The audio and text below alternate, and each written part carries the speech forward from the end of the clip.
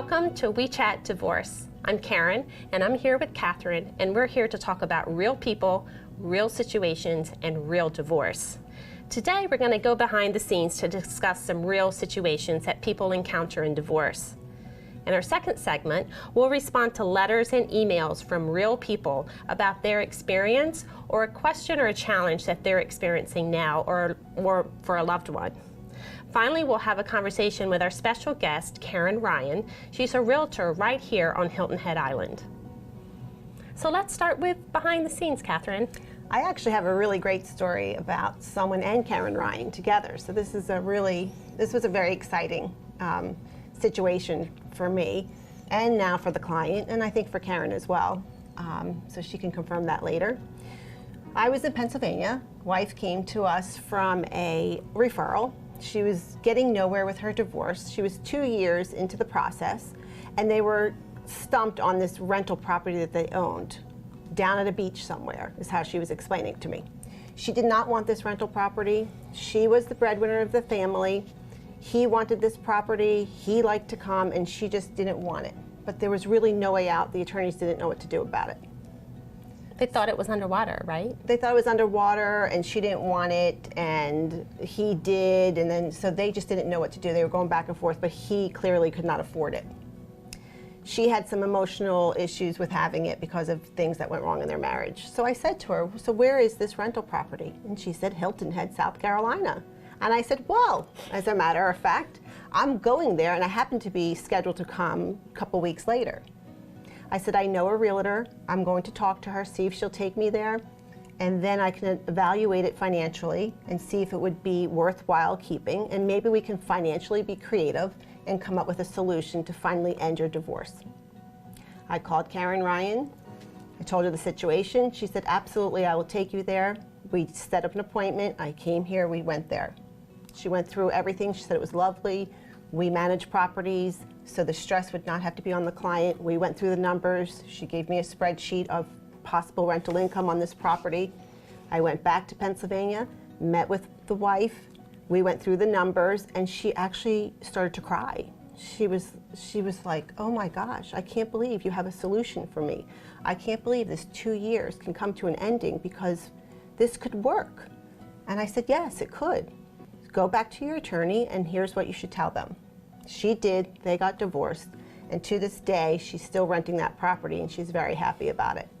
So to me, that was just such a great story. It was just, again, a way to help somebody think financially creative, take the emotion out of why you do not want this asset, which is an asset for her. Sometimes it can be a debt, so we would, and if it was, we would have said, let's think of another thing that we can do to balance this out for you. Well, that was a win-win for everybody. It was. And to that point, it's so hard to make decisions in the divorce process at any moment because you're just so driven by your emotions and everything's new and an unknown. And I know that you say so many times to people, we're going to start with the knowns and we're going to keep going from there. Mm-hmm. So there's so many unknowns. Let's focus on the knowns, right? Yeah, and then everything kind of falls into place. Another thing I think we should also talk about is when you're transferring property after divorce, and so she got the property for herself, it's so important that you know that the deed is correct. And even though it seems like a simple transaction, even that can be messed up and can be a reason for litigation later. So anytime you're wrapping up things after a divorce and you're ending up with property, make sure you get that deed reviewed by a real estate attorney. It's just so important. You know, and I never really realized how important that was until you actually pointed it out to me. Mm-hmm. You know, you just assume it's registered in your name or just your spouse's name, but that is important. Yeah. I think just in the last 3 months, we found deeds that's completely missing half the description or the wrong name or the wrong title, and it's a big deal. So remember that. That's a very good thing to do. So the takeaway here is don't ever feel like you're stuck in a situation with property. There are professionals that will work together, will come up with a solution for you. Whether it's good news or bad news, you'll get it, and we will figure out a plan for you to take care of that and move forward. And if your deed is not looked at, we will align you with the real estate attorneys, probably is the best resource for that. Yeah, absolutely. To have that double check, and then you make your realtor's job much easier as well. Yeah. All right, in our next segment, we'll be reading a letter from a viewer in the C and K segment. We'll be right back.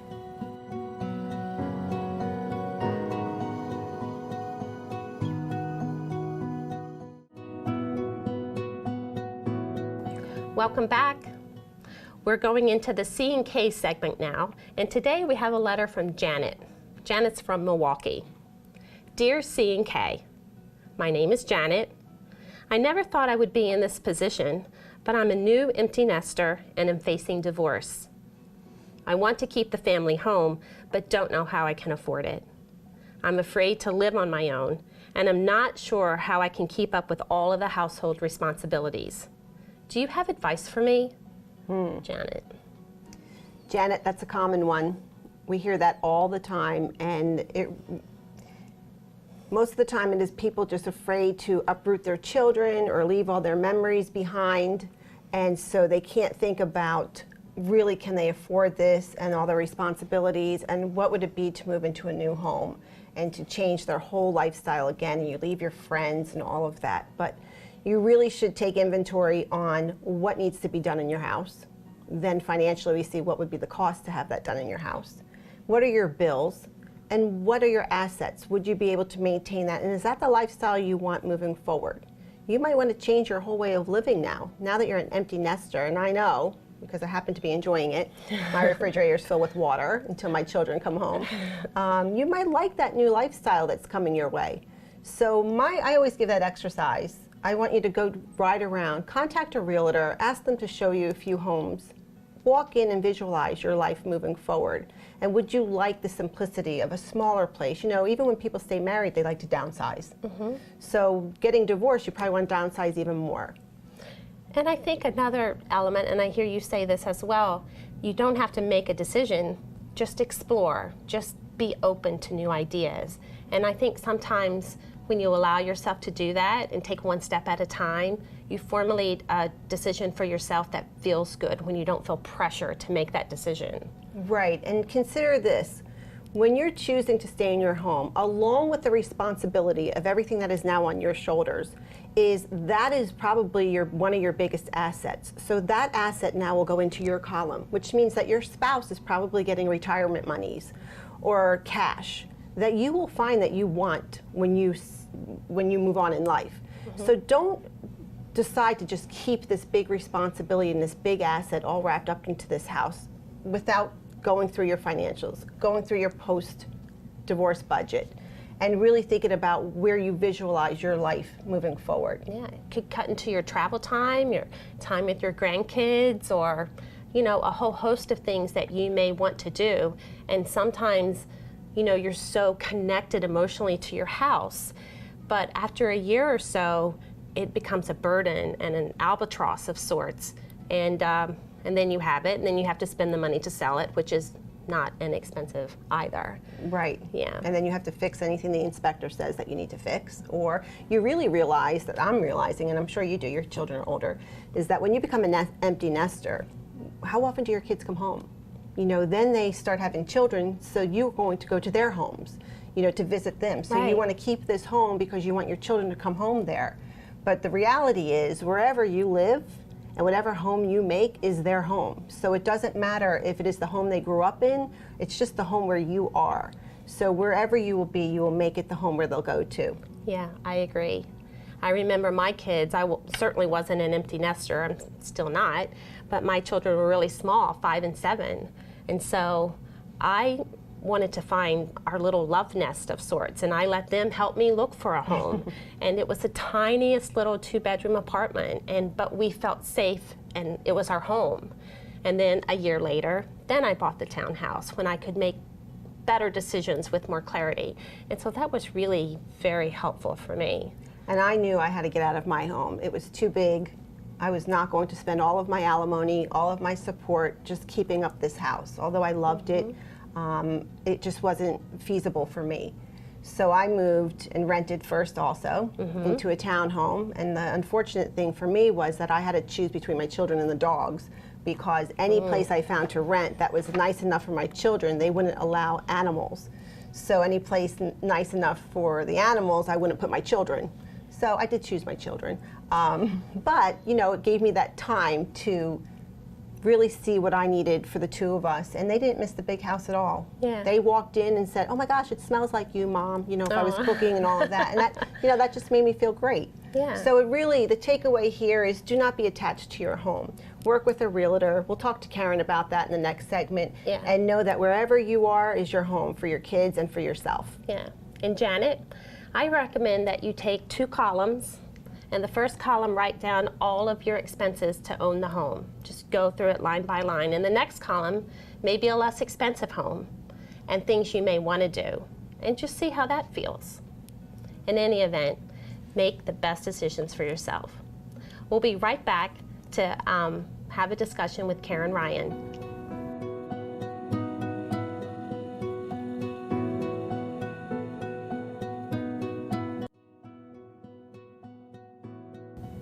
Welcome back. We're so happy to have Karen Ryan of Weichert Realtors here from Hilton Head Island with us today. Welcome. Thank you. I'm so happy to be here with you. Oh, we're so happy to have you. Absolutely. Karen, why don't you tell us a little bit about your background and what you do and what makes you get up every day? Oh, sure. Love what I do. I'm Karen Ryan. I'm a broker owner of Weichert Realtors, Coastal Properties. Lived on the island 25 years, and I manage the residential sales team. Love working with buyers and sellers, and I loved working with the client. You referenced, I Catherine. talked about that earlier. That was Yeah. just so wonderful. It's just What so you do nice. is so needed, because it's such an emotional time. Any real estate transaction is an emotional decision, whether it's positive and happy or really stressful because you're going through such a life change. So that you're there for people at that time when they're so uncertain with what's next, all these unknowns as you talk about, it's great to have an advocate. So that was wonderful. You came That to was me. great. You were wonderful too. Yeah, it was That was good. great. And you served your client well, and I feel like that information really helped her. So And she's still happy. good. That's the goal. That's awesome. Good. Yeah. Well, I know I've heard great things about you, and so I'm excited to talk with you more today. And we have a lot of questions for you. Great. So Yes. in a short amount of time. So Okay. let's try to get through them. All right. So number one, we get asked a lot, how does a person's credit score affect their ability to buy or rent a new home? Greatly. It very greatly can affect your ability to buy. First thing I would say is know your financial condition first. Know you know, where your finances, where your money is. Be able to bring that to a lender and find out what your credit score is, your ability to buy. You can go to Equifax or many services to find out your credit score. You'll be able to get a greater amount of money if you have a better credit score, and your interest rates will be lower if you have a better credit score. So work on improving that if you find something that's a surprise on there, and you know, you can improve your credit score greatly by knowing the facts, by at least finding out what's on it. What if you have no credit score? We run into that. Yeah, right. Where- And we've seen that Yeah. too with women who are going through a divorce, and you know, they feel like, oh, it's going to be fine. We've bought many homes over the years, and they come to find out they have no credit. No credit is actually worse than bad credit sometimes. That's so The interesting score, that you say that, yeah. Yeah, the score is far lower with no credit. They have no history. The banks have no idea what kind of risk you are. So if someone finds themselves in that position and they have no credit, first thing you want to do is get a credit card. Make sure you make payments on that credit card. You want to not necessarily put a charge on there and pay it right off. You want to, you know, get a charge and then pay it over time so they can see that you're paying the minimum or more on the card. Don't put yourself in a financial risk, but show some history of on-time payments. Okay. That really will help. I would not have realized that. So how long does it take to establish credit?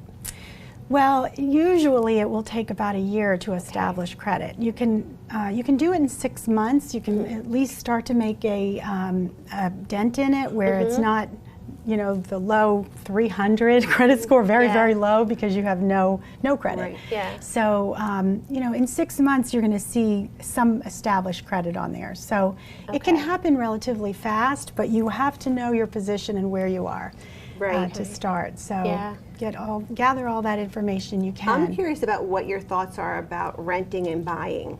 So do you know, renting, is it easier for someone to do that first and then transition to buying, especially if you don't have credit? It gives you a year to build some credit up. Right. Sometimes. I mean, it really depends. You know, I get a good idea from talking to the client if they really want a place of their own and they really just gone through an emotionally difficult time and this is going to be their happy place, you know, that is a whole different scenario than somebody who's very uncertain, really has a hard time making decisions. If I see somebody in that kind of state, I will say, look, I really recommend you rent for a period of time. Rent, we'll continue to look, something will feel right. You said that before. It'll so that's feel nice. So you actually take that on as yourself. You say, let me assess this person and see how emotionally they're ready for this. I like that. Yeah, I mean, I get a good sense from someone, and I think anybody who's been in real estate a while can get a good sense from somebody if they are just, you know, indecisive about what they want to do. One day they want to do one thing, the next they're very, they dial it back and say, you know, I'm not ready for this. So I don't ever want to push somebody in that position to move forward with buying. I don't want them to have a, you know. That's great. Yeah, you want them to really want to buy and have it be right for their life. So I think you were right. Make a list on how much that you know, it's going to cost you. I can certainly give them ideas on what a property is going to cost them, and they can make an informed decision. Right. But I do recommend if somebody's going through a very stressful life change like divorce, and they are uncertain in their life with what's next, it's probably better to rent. Okay. When you take someone through to buy a home, and let's just talk about a woman in transition because we've been there, when you go through the divorce process, and this is the first time, you know, I remember even myself, you're making this grand purchase and for yourself now at this time. It's all your responsibility. You know, I was used to doing it for a spouse or with a spouse, never did that.